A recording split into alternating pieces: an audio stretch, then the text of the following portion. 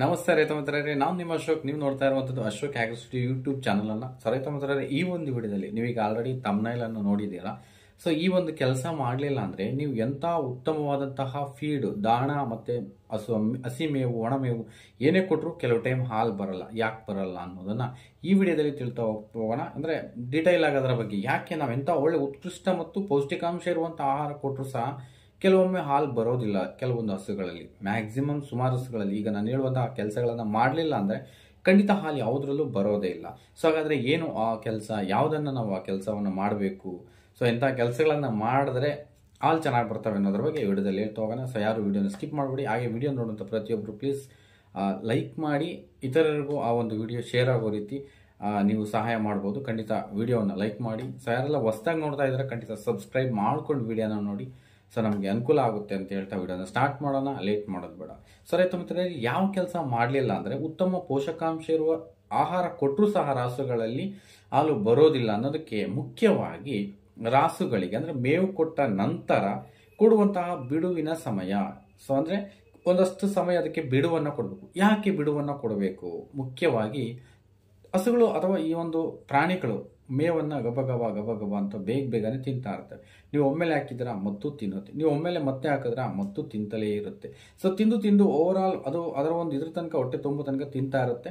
So ಇಲ್ಲಿ digestion ಆಗ್ಲಿಕ್ಕೆ, metabolism system ಚೆನ್ನಾಗಿ ಕ್ರಿಯೆ ನಡೀಲಿಕ್ಕೆ ನಾವು ಸಮಯವನ್ನ ಕೊಡದಿದ್ದಲ್ಲಿ, ಸೊ ಅದು ಡೈಜೆಷನ್ ಆಗದಲ್ಲಿ ಅಲ್ಲಿರುವಂತಹ ಪೋಷಕಾಂಶಗಳು ರಕ್ತದ ರೂಪದಲ್ಲಿ ಮಾರ್ಪಾಡಾಗಿ ಅದು ಹಾಲಾಗಿ ಮಾರ್ಪಾಡಾಗೋದಕ್ಕಿಂತ ಮುಂಚೆ ಅವು ಸಗಣಿ ರೂಪದಲ್ಲಿ ಹೊರಗೆ ಬರ್ತವೆ. ಸೊ ಫಸ್ಟ್ ಪಾಯಿಂಟ್, ನೀವು ಅವುಗಳಿಗೆ ಮೆಲುಕು ಹಾಕ್ಲಿಕ್ಕೆ ಸಮಯವನ್ನು ಕೊಡ್ತಕ್ಕಂಥದ್ದು. ಬೆಳಿಗ್ಗೆ 10 ಗಂಟೆ ಒಳಗಡೆ ನೀವೇನು ಮೇವು ಕೊಡ್ತೀರೋ ಸಂಪೂರ್ಣ ಕೊಟ್ಬಿಡಿ. ಆಫ್ಟರ್ 3 o'clock ತನಕ, ಬಿಫೋರ್ 3 o'clock ತನಕ ನೀವು ಯಾವುದೇ ಮೇವನ್ನು ಕೊಡಬಾರ್ದು. ಸೊ ಅದಕ್ಕೆ ಎಷ್ಟು ಇದಾಗುತ್ತೋ ಅಷ್ಟು ಮ್ಯಾಕ್ಸಿಮಮ್ ಹಸಿ ಮೇವು ಮತ್ತೆ ಒಣ ಮೇವು ದಾಣಿ ಮಿಶ್ರಣ ಸಮೇತವಾಗಿ ನೀವು ಕೊಟ್ಟಿದ್ದೆ ಆದರೆ ಆಫ್ಟರ್ 9 ಅವು ನೆರಳಲ್ಲಿ ಮಲ್ಕೊಂಡು ಚೆನ್ನಾಗಿ ಮೆಲುಕು ಹಾಕುತ್ತೆ. ಯಾವಾಗ ಮೆಲುಕು ಹಾಕುತ್ತೋ, ಸೊ ಮೆಲುಕು ಹಾಕುವ ಸಂದರ್ಭದಲ್ಲಿ ಅದರ ಜೀರ್ಣಕ್ರಿಯೆ ಚೆನ್ನಾಗಿ ನಡೀತದೆ. ಆಹಾರದಲ್ಲಿರುವಂತಹ ಪೋಷಕಾಂಶಗಳು ಬೇಗ ರಕ್ತ ಸೇರುತ್ತೆ. ಅಂದ್ರೆ ಆ ಒಂದು ಹಾಲಿನ ರೂಪಕ್ಕೆ ಪರಿವರ್ತನೆ ಆಗಲಿಕ್ಕೆ ಅವು ಉತ್ತಮವಾಗಿ ಕೆಲಸವನ್ನು ಮಾಡ್ತವೆ. ಅದರಲ್ಲಿರುವಂತಹ ಮಿನರಲ್ಸ್ ಆಗ್ಬೋದು, ಖನಿಜಾಂಶಗಳಾಗ್ಬೋದು. ಮುಖ್ಯವಾಗಿ ಈ ಮೆಟಬಾಲಿಸಮ್ ಸಿಸ್ಟಮ್ ನಡಿಬೇಕಂದ್ರೆ ನಮ್ಮ ರಾಸುಗಳಿಗೆ ನಾವೆಷ್ಟು ಖನಿಜಾಂಶಗಳನ್ನು ಕೊಡ್ತಾ ಇದ್ದೀವಿ ಅದನ್ನ ನಾವು ಮುಖ್ಯವಾಗಿ ಗಮನದಲ್ಲಿ ಇಟ್ಕೊಂಡು, ಸೊ ಅವುಗಳಿಗೆ ಆಹಾರವನ್ನು ಕೊಟ್ಟು ಅದು ಸರಿಯಾಗಿ ಜೀರ್ಣಕ್ರಿಯೆ ನಡೀತಿದೆಯಾ, ಆ ಒಂದು ಜೀರ್ಣಕ್ರಿಯೆಯಲ್ಲಿ ಆ ಒಂದು ಮೆಲುಕು ಹಾಕಲಿಕ್ಕೆ ಸಮಯ ಕೊಟ್ಟಿದೀವಾ, ಅದು ಚೆನ್ನಾಗಿ ಜೀರ್ಣಕ್ರಿಯೆ ಆಗಿದೆಯಾ, ನಾವು ಕೊಟ್ಟಂತಹ ಪೋಷಕಾಂಶ ಸರಿಯಾಗಿ ಬಾಡಿಗೆ ಸಿಕ್ಕಿದೆಯಾ. ಸೊ ಇದೆಲ್ಲವನ್ನು ನಾವು ಪರಿಗಣಿಸಿ ಹಾಲಿನ ಇಳುವರಿಯನ್ನು ನಾವು ಲೆಕ್ಕವನ್ನ ಹಾಕಬಹುದು. ಒಂದು ವೇಳೆ ಹಾಲು ಕಡಿಮೆ ಆಯಿತು ಅಂದ್ರೆ ಖಂಡಿತ ಇದು ಜೀರ್ಣವಾಗದೆ ಕೊಟ್ಟಂತಹ ಮೇವನ್ನ ಗಬಗಬ ಬೇಗನೆ ತಿಂದು ಅದು ಹಾಲಿನ ರೂಪದಲ್ಲಿ ಹೊರಕ್ಕೆ ಬರೋದು ಮ್ಯಾಕ್ಸಿಮಮ್ ಆಗಿರುತ್ತೆ. ಆ ಉದ್ದೇಶದಿಂದ ಹಾಲಿನ ಪ್ರಮಾಣ ಅಲ್ಲಿ ಕಡಿಮೆ ಆಗಿರುತ್ತೆ.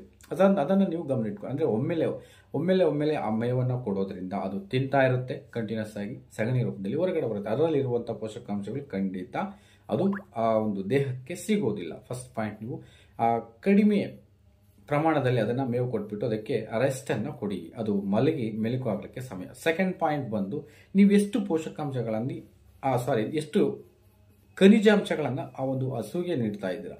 ಸೊ ಮಿನರಲ್ ಮಿಕ್ಸರ್ ಕೊಡುವಂತ ಉದ್ದೇಶ ಅದೇ. ಅದರ ಬಾಡಿ ನಿರ್ವಹಣೆಗೆ ನಾವು ಎಷ್ಟು ಕೊಡಬೇಕು, ಅದು ಮತ್ತೆ ಹಾಲಿನ ಉತ್ಪಾದನೆಗೆ ಎಷ್ಟು ಕೊಡಬೇಕು. ಹಾಲಲ್ಲಿರ್ತಕ್ಕಂಥದ್ದು ಮುಖ್ಯವಾಗಿ ಕ್ಯಾಲ್ಸಿಯಂ. ಸೊ ಅದು ಹಾಲಿನ ರೂಪದಲ್ಲಿ ಹೊರಗೆ ಬಂದಾಗ ಅಲ್ಲಿ ಅದರಲ್ಲಿರುವಂತಹ ಕ್ಯಾಲ್ಸಿಯಂ, ಆ ದೇಹಕ್ಕೆ ಬೇಕಾದಂತಹ ಕ್ಯಾಲ್ಸಿಯಂ ಸಿಗದೇ ಇದ್ರೆ ಸೊ ಅದರಿಂದಲೂ ಸಹ ಹಲವಾರು ಹಾರ್ಮೋನುಗಳು ಇಂಬ್ಯಾಲೆನ್ಸ್ ಆಗುತ್ತೆ. ಹಾರ್ಮೋನ್ ಇಂಬ್ಯಾಲೆನ್ಸ್ ಆದರೆ ಅಲ್ಲಿ ನಡೆಯುವಂತಹ ಕ್ರಿಯೆಗಳು ಸ್ಥಗಿತಗೊಂಡಾಗ ಹಾಲಿನ ಉತ್ಪಾದನೆ ಕಡಿಮೆ ಆಗುತ್ತೆ. ಫಸ್ಟ್ ಪಾಯಿಂಟ್, ನೀವು ಅದಕ್ಕೆ ಮಿನರಲ್ ಮಿಕ್ಸರ್ಸ್ ಅನ್ನ ಎಷ್ಟು ಕೊಟ್ಟಿದ್ದಾರೆ. ಇವೆರಡು ಮುಖ್ಯ ಕೆಲಸಗಳನ್ನ ನೀವು ಮಾಡದೆ ಹೋದ್ರೆ ನೀವು ಎಂತ ಉತ್ಕೃಷ್ಟವಾದಂತಹ ಹೆಚ್ಚು ಪೋಷಕಾಂಶ ಇರುವಂತಹ ಮೇವನ್ನು ಕೊಟ್ಟರು ಸಹ ಅದು ಫಲಕಾರಿಯಾಗದೆ, ಅದು ಫಲಿತಾಂಶ ಸಿಗದೆ ಅದು ಸಗಣಿ ರೂಪದಲ್ಲಿ ವಾಪಸ್ ಬರುತ್ತೆ. ಸೊ ವಾಪಸ್ ಬಂದಾಗ ಸಗಣಿಯಲ್ಲಿ ಪೋಷಕಾಂಶ ಇರುತ್ತೆ, ನಾವು ಮತ್ತೆ ಅದನ್ನ ಹೊಲಕ್ಕೆ ಕೊಡಬೇಕಷ್ಟೇ ಹೊರತು ಬೇರೆ ಏನಕ್ಕೂ ಬಳಸಲಿಕ್ಕೆ ಸಾಧ್ಯವಿದೆ. ಸೊ ಅದಕ್ಕೋಸ್ಕರ ಆ ರಾಸುಗಳಿಗೆ ಹಿಂದೆಲೆ ಅಂದ್ರೆ ಒಮ್ಮೆಲೆ ಗಂಟೆ ಬಿಟ್ಟು ಗಂಟೆ ಚೆನ್ನಾಗಿ ತಿನ್ನುತ್ತೆ ಅಂತ ನಾವು ಮೇವನ್ನ ಕೊಟ್ಟಿದ್ದೆ ಆದ್ರೆ ಅದು ವೇಸ್ಟ್ ಆಗುತ್ತೆ. ಸೊ ಅದರಿಂದ ಅದಕ್ಕೆ ರೆಸ್ಟ್ ಟೈಮ್ ಅನ್ನ ಕೊಡಿ. ಪ್ಲಸ್ ಅದಕ್ಕೆ ಮಿನರಲ್ ಮಿಕ್ಸರ್ ಖಂಡಿತ ಕೊಡಿ. ನೀವು ಒಳ್ಳೆ ಮೇವು ಕೊಡೋದ್ರ ಜೊತೆ ಮಿನರಲ್ ಮಿಕ್ಸರ್ ಅಂತ ಕಂಪಲ್ಸರಿ ಬೇಕು. ಆ ಮೇವು ಚೆನ್ನಾಗಿ ಜೀರ್ಣಕ್ರಿಯೆ ಆಗ್ಬೇಕಂತ ಮಿನರಲ್ ಮಿಕ್ಸರ್ ಬೇಕು. ಸೊ ಇವೆರಡು ಕೆಲಸಗಳನ್ನ ತಪ್ಪದೇ ಮಾಡೋದ್ರಿಂದ ನಿಮ್ಮ ಒಂದು ರಾಸುಗಳಲ್ಲಿ ಹಾಲಿನ ಇಳುವರಿ ಖಂಡಿತ ಅಧಿಕವಾಗಿ ಆಗಲಿಕ್ಕೆ ಯಾವುದೇ ಅನುಮಾನಗಳು ಇರೋದಿಲ್ಲ. ಅಂದ್ರೆ ಯಾವುದೇ ರೀತಿ ಕಾಯಿಲೆಗಳು ಇಲ್ಲದೆ ಇದ್ದಂತಹ ಸಂದರ್ಭದಲ್ಲಿ ಖಂಡಿತ ಈ ಒಂದು ಪ್ರೋಸೆಸ್ ಸರಾಗವಾಗಿ ನಡೀತದೆ. ಕಾಯಿಲೆ ಇದ್ದುದು ಹಾಲು ಉತ್ಪಾದನೆ ಆಗ್ತಾ ಇಲ್ಲ ಅಂತಂದ್ರೆ ಅದಕ್ಕೆ ಬೇರೆ ಸಮಸ್ಯೆ ಇರುತ್ತೆ, ಅದನ್ನು ನಾವು ಬೇರೆ ರೀತಿಯಲ್ಲಿ ಪರಿಗಣಿಸಬೇಕು. ಸೊ ಇದನ್ನು ನೀವು ಮಾಡ್ತೀರಾ ಅಂತ ತಿಳಿತಾ ಅಧಿಕ ಹಾಲು ಉತ್ಪಾದನೆ ಮಾಡ್ಕೊಳ್ಳಿ. ಸೊ ನಿಮ್ಮ ಒಂದು ಹಾದಿ ಸುಗಮವಾಗಿಲ್ಲ ಅಂತ ಬಯಸ್ತಾ ನಾನು ನಿಮ್ಮ Ashok. Thank you so much.